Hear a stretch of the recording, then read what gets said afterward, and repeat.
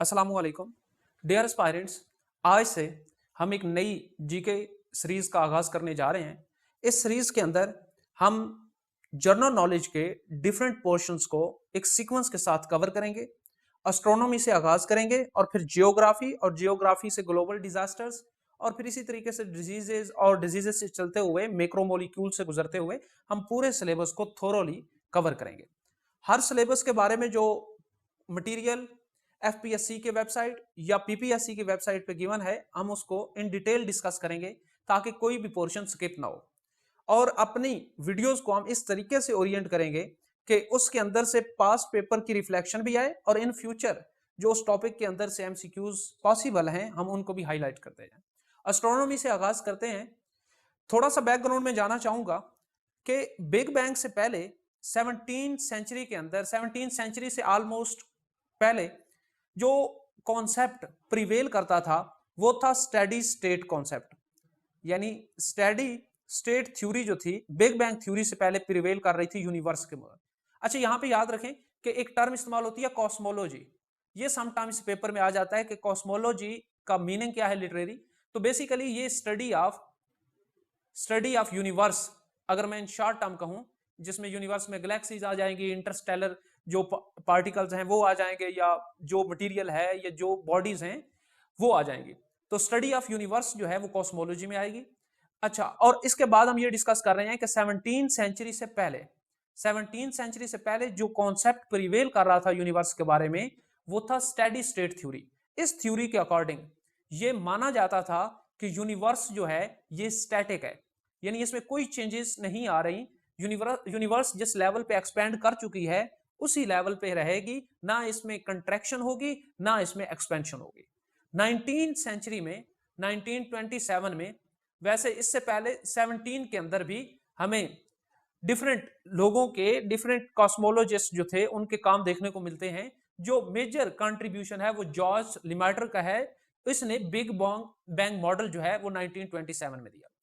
ये मॉडल भी कुछ ज्यादा एक्सेप्ट नहीं हुआ 2-3 साल में, लेकिन इसके फौरी बाद जैसे ही कॉन्सेप्ट एडविन हब्बल ने अपना एक एक्सपेरिमेंटल वर्क किया तो उससे इस मॉडल को अथेंटिसिटी मिली। ये एक्सपेरिमेंटल वर्क क्या था कि एडविन हब्बल ने जो गैलेक्सीज हैं उनके दरमियान डिस्टेंस फाइंड आउट किया और इसने ये रिजल्ट निकाला कि गैलेक्सीज के दरमियान जो डिस्टेंस है वो ग्रेजुअली इंक्रीज कर रहा है। इंक्रीजिंग डिस्टेंस से ये कॉन्सेप्ट आता है कि यूनिवर्स जो है वो एक्सपेंड कर रही है। और अगर यूनिवर्स एक्सपेंड कर रही है तो बिग बैंग ने जो कॉन्सेप्ट दिया था कि एक स्टार जो है, जैसे आप यहां भी देख सकते हैं, वो सूरज के करीब आता है, उसके ऊपर एक लेयर को इंट्रोड्यूस करवाता है और फिर अचानक बैकअप पे जाता है, तो उससे फिर सूरज के जो सन की लेयर है वो फटती है और उससे डिफरेंट बॉडीज बनती हैं। ये बिग बैंग का कॉन्सेप्ट था। तो ये बिग बैंग भी किसी हवाले से ये डिस्कस कर रही थी कि यूनिवर्स एक्सपेंड कर रही है। तो जब एडविन हब्बल ने 1929 में ये कॉन्सेप्ट दिया तो इस कॉन्सेप्ट ने फिर authenticity the big bang model को। अब थोड़ा सा डिस्कस कर लेते हैं कि ये जो इंसिडेंट हुआ इसमें हमारे पास अगर कुछ फिगर बेस्ड स्टडी हो तो किस तरीके से हम इसको जस्टिफाई करेंगे। जैसे ही सूरज स्टार जो है, कोई स्टार सन के करीब जाता है और वहां से एक्सप्लोजन होता है जिसको हम बिग बैंग कहते हैं, तो पहले 10⁻32 सेकंड्स के अंदर हम देखते हैं कि कॉस्मिक इन्फ्लेशन जो है वो एंड हो जाती है, यानी जो एक उनका इंटरेक्शन था वो इंटरेक्शन एंड होता है और नेक्स्ट 10⁻6 सेकंड में प्रोटॉन्स बनते हैं और प्रोटॉन्स की फॉर्मेशन होती है। अगले 100 सेकंड के अंदर ये प्रोटॉन्स जो हैं ये हमें ड्यूट्रियम देते हैं, हीलियम बनाते हैं और लिथियम, ये सिंथेसाइज होते हैं। और नेक्स्ट 100 मिलियन ईयर्स के अंदर यहां से हमें फर्स्ट जो स्टार है उसकी फॉर्मेशन देखने को मिलती है। फिर एक लंबे अरसे के बाद यानी 500 मिलियन ईयर के बाद जो पहले गैलेक्सी है वो हमें अर्लीस्ट गैलेक्सी जो है वो नोन होती है, डिस्कवर होती है।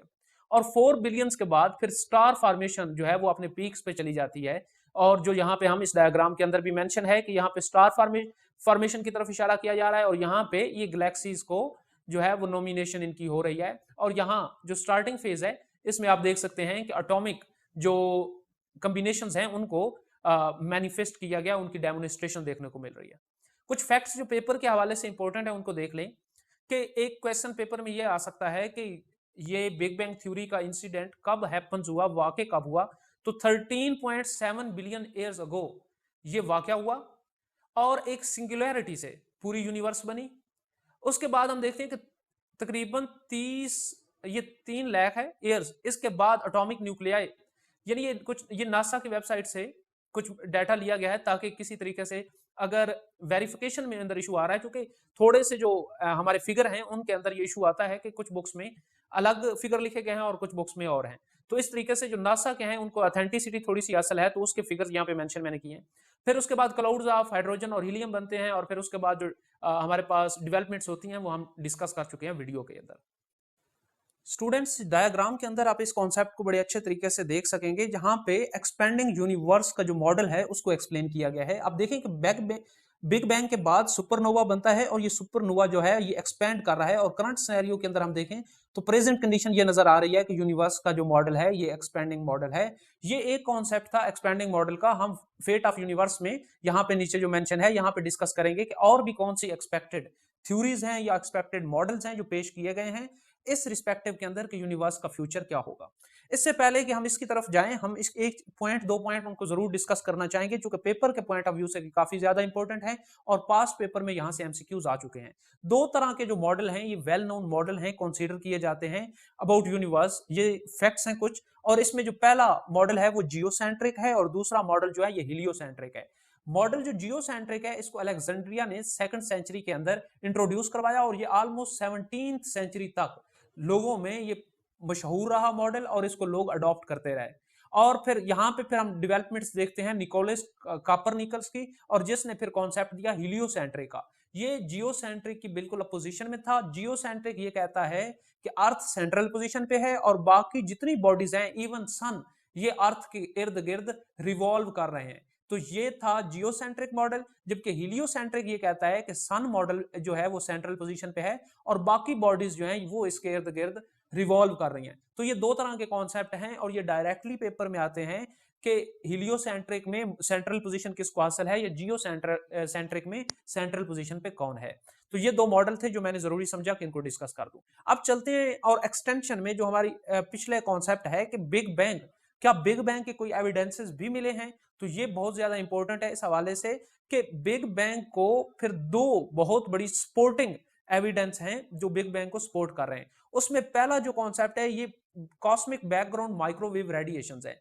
आर्नो पेंजियाज ने और विल्सन ने, पेंजियाज प्लस विल्सन ने एक बहुत अच्छा फ्रेमवर्क जो है ये किया एक, और इस अपनी डिटेल रिसर्च में जो 3K माइक्रोवेव रेडिएशन है, बैकग्राउंड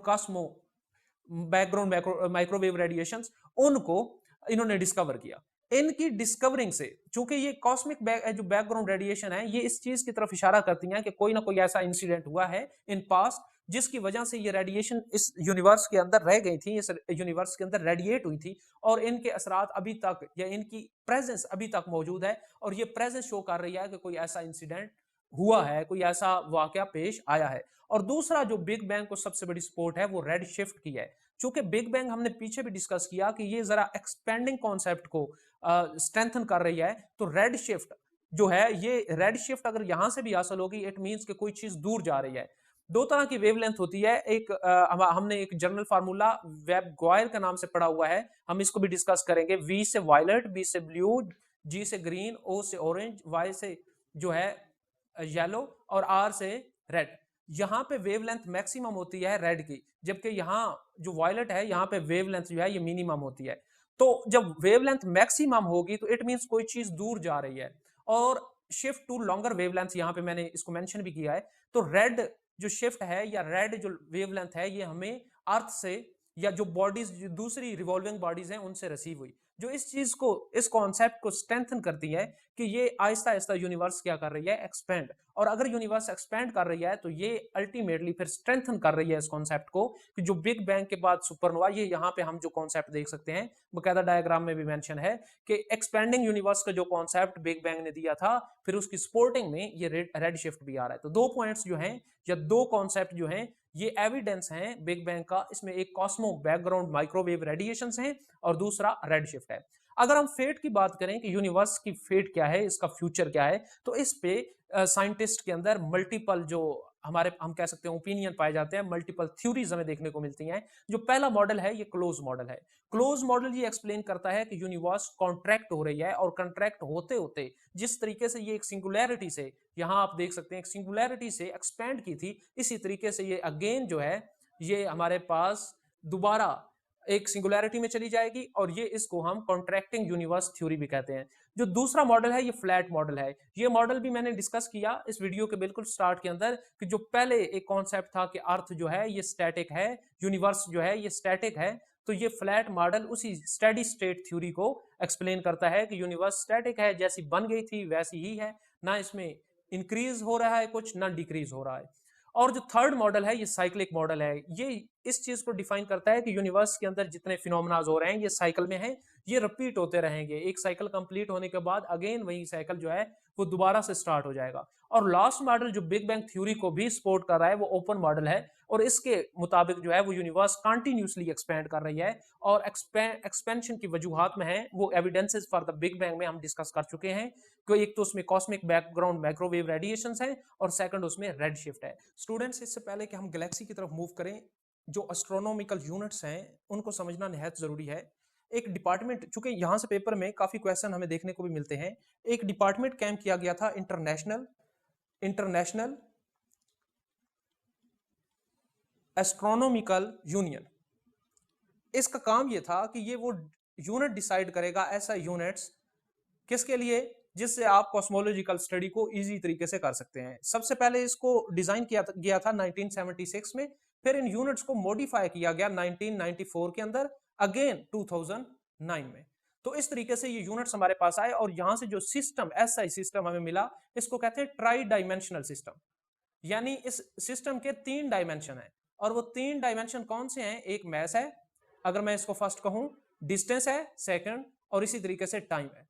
अच्छा, अब टाइम को देखें। टाइम का जो यूनिट इंटरनेशनल एस्ट्रोनॉमिकल यूनियन ने दिया वो डे, और ये डिस्क्राइब किया गया कि एक जो दिन है, ये डे जो है ये इक्वल है 86,400 सेकंड के, इतने के इक्वल है। और फर्दर हम इसको कह सकते हैं कि अगर 365.25 डेज हो तो ये हमारे पास इक्वल होंगे 1 जूलियन ईयर के।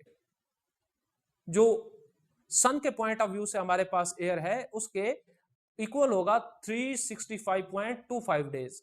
तो ये तो हो गया हमारे पास टाइम। अब टाइम के हवाले से आपने याद रखना है कि एक तो इसका यूनिट डे है, सेकंड में आप इन टर्म्स ये कह सकते हैं कि जो 86,400 सेकंड के इक्वल होता है एक दिन, और सेकंड इसका जो यूनिट है टाइम का वो जूलियन ईयर्स है, और ये 365.25 डेज के इक्वल होता है। मैस की बात करें तो मैस में जो एस्ट्रोनॉमिकल यूनिट है वो सोलर मैस है। Solar mass means mass of sun, और 1 सोलर मैस जो है ये इक्वल होता है हमारे पास, 1 solar mass is equal to 1.98 multiply 10⁻30 kg। चूंकि ये मैस ऑफ सन है तो सन का मैस इतना होता है, और ये 1 सोलर मैस के इक्वल आता है। ये भी पेपर में पूछा जाता है कि एक सोलर मैस जो है वो कितने केजी के इक्वल होता है, तो आपने इसको भी याद रखना है। अब डिस्टेंस वेरी इंपॉर्टेंट कॉन्सेप्ट है कि डिस्टेंस के मल्टीपल यूनिट्स हैं, ऑलमोस्ट 3 यूनिट जो हैं ये वेल नोन है, और यही पेपर के पॉइंट ऑफ व्यू से इंपॉर्टेंट भी है। पहला जो यूनिट डिस्टेंस का है ये है लाइट ईयर, या लाइट ईयर से पहले मैं जरूरी समझता हूं कि मैं एस्ट्रोनॉमिकल जो यूनिट है AU उसको डिस्कस किया जाए। AU इसका नाम ही एस्ट्रोनॉमिकल यूनिट है, तो इस यूनिट को बेसिकली ये जो AU है ये इक्वल होता है डिस्टेंस बिटवीन अर्थ एंड सन के। जो अर्थ और सन के दरमियान डिस्टेंस है, डिस्टेंस बिटवीन अर्थ एंड सन, इसके बराबर होता है AU। लिहाजा हम कह सकते हैं कि से एक जो AU है, जो 1 AU है, ये इक्वल होगा फिर उस डिस्टेंस के, और ये अर्थ और सन के दरमियान जो डिस्टेंस होता है ये ऑलमोस्ट होता है 150 मिलियन किलोमीटर। तो 1 AU जो है वो 150 मिलियन किलोमीटर के इक्वल होगा। दूसरा इसका यूनिट जो है वो लाइट ईयर है। लाइट ईयर बेसिकली ये वो डिस्टेंस है जो लाइट वैक्यूम के अंदर कवर करती है एक साल में। वैक्यूम में एक साल के अंदर जो लाइट हमारे पास डिस्टेंस कवर करती है उसको हम लाइट ईयर कहते हैं, और ये अप्रोक्सीमेटली इक्वल होता है 1 लाइट ईयर ये इक्वल होता है हमारे पास 9.4 मल्टीप्लाई 10⁻12 किलोमीटर। तो यहां से फिर हम ये भी अंदाजा लगा सकते हैं कि 1 लाइट ईयर कितने किलोमीटर के बराबर होता है, ये भी पेपर के पॉइंट ऑफ व्यू से इंपॉर्टेंट है। लास्ट जो एस्ट्रोनॉमिकल यूनिट है वो है पार सेकंड का, और ये पार सेकंड का जो यूनिट है ये इसको in comparison with light years count किया जाता है कि एक पार सेकंड जो है ये बड़ा यूनिट है लाइट ईयर से, ये इक्वल होता है 3.26 लाइट ईयर्स के। तो ये भी पेपर में एक दो पेपर्स के अंदर एफपीएससी के ये क्वेश्चन देखा गया है कि एक पार सेकंड कितने लाइट ईयर्स के इक्वल होता है, तो आपने इसको भी याद रखना है कि एक पार सेकंड जो है ये 3.26 लाइट ईयर्स जो है उनके इक्वल होगा। हमारा नेक्स्ट इंपॉर्टेंट कॉन्सेप्ट है गैलेक्सी का। अब गैलेक्सी से पहले रिकॉल करें कि हमने बिग बैंग थ्योरी को पढ़ दिया, बिग बैंग थ्योरी के रिलेटेड जो इंपॉर्टेंट फैक्ट्स है उनको पढ़ दिया, और उसके बाद हमने एस्ट्रोनॉमिकल यूनिट्स को पढ़ा जो कि वेरी इंपॉर्टेंट है according to exam point of view. तो अब जरा चलते हैं और डिस्कस करते हैं कि यूनिवर्स के बाद जो दूसरा यूनिवर्स की डिवीजन में कॉन्सेप्ट है कि यूनिवर्स अगर उसके अंदर देखा जाए तो फर्दर डिवीजन में फिर आती है गैलेक्सीज। एक गैलेक्सी का जनरल ओवरव्यू क्या होता है, ये शेप आप देख रहे हैं यहाँ पे, इसमें हेलो जो उसका एक सफेयर है, जिस सफेयर के अंदर पूरा गैलेक्सी के जो जितनी बॉडीज हैं वो पाई जाती हैं, तो इसको हम हेलो कहते हैं। इसके सेंटर में एक थिक डिस्क होती है। अब देखें जहां पे उन्होंने मेंशन किया है ऊपर एक थिक डिस्क है, और उसके अंदर फर्दर जो आपको व्हाइट कलर की नजर आ रही है ये एक थिन डिस्क है, और थिन डिस्क के ऊपर ही दो इंपॉर्टेंट जो चीजें हैं वो आप देख सकते हैं। एक यहाँ पे ये इसका बल्ज है, और बल्ज के सेंटर में जो व्हाइट जो छोटा सा आपको पॉइंट नजर आ रहा है ये गैलेक्टिक सेंटर है, और फिर इसके एक्सट्रीम पे एक तरफ सन मौजूद है। तो ये जर्नल हमारे पास डायग्राम या स्ट्रक्चर होता है किसी भी गैलेक्सी का। अब शेप ऑफ गैलेक्सी की बात की जाए तो 4 टाइप्स की जो है वो शेप एक्सपेक्टेड है, या हम ये कह सकते हैं कि पॉसिबल है गैलेक्सी की सूरत में: स्पाइरल, स्फेरिकल, इलिप्टिकल और इर्रेगुलर। और ऑब्जर्वेबल गैलेक्सीज की टोटल अमाउंट जो है अकॉर्डिंग टू नासा ये 100 टू 200 बिलियन है। इतनी गैलेक्सीज जो है वो यूनिवर्स के अंदर पाई जाती हैं। एक गैलेक्सीज के अंदर एक कॉन्सेप्ट आता है ब्लैक होल्स का। ब्लैक होल्स बेसिकली वो हमारे पास पॉइंट होता है किसी गैलेक्सीज के अंदर जिसकी हाई ग्रेविटेशनल फील्ड होता है जिसका, और वो हर चीज को अपनी तरफ खींचता है और हर चीज को अपने अंदर एब्जॉर्ब कर लेता है। तो ये भी आपने याद रखना है कि ब्लैक होल जो है इसकी ग्रेविटेशन बहुत ज्यादा होती है। हाँ, गैलेक्सी की जब बात की जाए तो गैलेक्सी की अगर हम जनरल डेफिनेशन की बात करें तो गैलेक्सीज के अंदर डिफरेंट स्टार्स होते हैं, इंटरस्टेलर रेमिनेंट्स होते हैं, इसके अंदर एस्ट्रॉइड्स होते हैं, मेटियोराइट्स होते हैं, यानी जितनी भी कॉस्मोलॉजिकल बॉडीज हैं वो एक गैलेक्सी में होती हैं। और फिर हमने यहाँ पे डिस्कस किया कि ऑब्जर्वेबल गैलेक्सीज की तादाद भी 100 से 200 बिलियन है। तो यहाँ से आप अंदाजा लगा सकते हैं कि यूनिवर्स जो है वो कितनी एक्सपेंडेड है।